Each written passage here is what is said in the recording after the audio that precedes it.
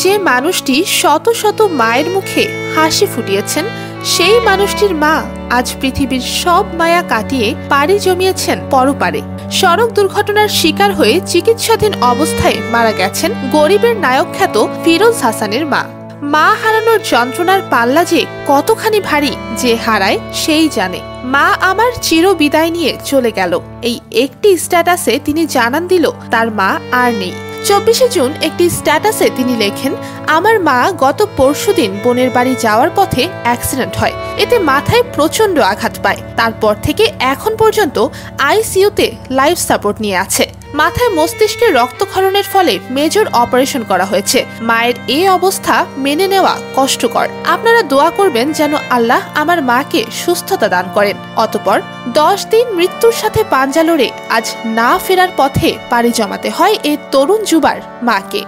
এমন কাপড়ের অভাব পড়বো না আপনার। মোটরসাইকেল থামিয়ে কাউকে বা নগদ অর্থ দিয়ে সাহায্য করছেন, আবার কাউকে কিনে দিচ্ছেন খাবার। চারপাশের অনেকে যেখানে বিপথে যাচ্ছে, সেখানে এই তরুণের এমন মানবিক কর্মকাণ্ড মন জয় করে নিয়েছে দেশের কোটি মানুষের। তিনি যে অর্থ হতদরিদ্রের মাঝে প্রদান করেন, সেটি সম্পূর্ণ নিজের তহবিল থেকে। নেটিজেনরা তাকে ভালোবেসে ডাকেন মানবতার ফেরিওয়ালা, আবার কারো কারো কাছে তিনি গরিবের নায়ক। তাকে সান্ত্বনা দেওয়ার ভাষা আমাদের জানা নেই। শোক কাটিয়ে ফিরোজ হাসান আবার যেন ফিরে আসেন অনেক মানুষের মুখে হাসি ফোটানোর কারণ হয়ে।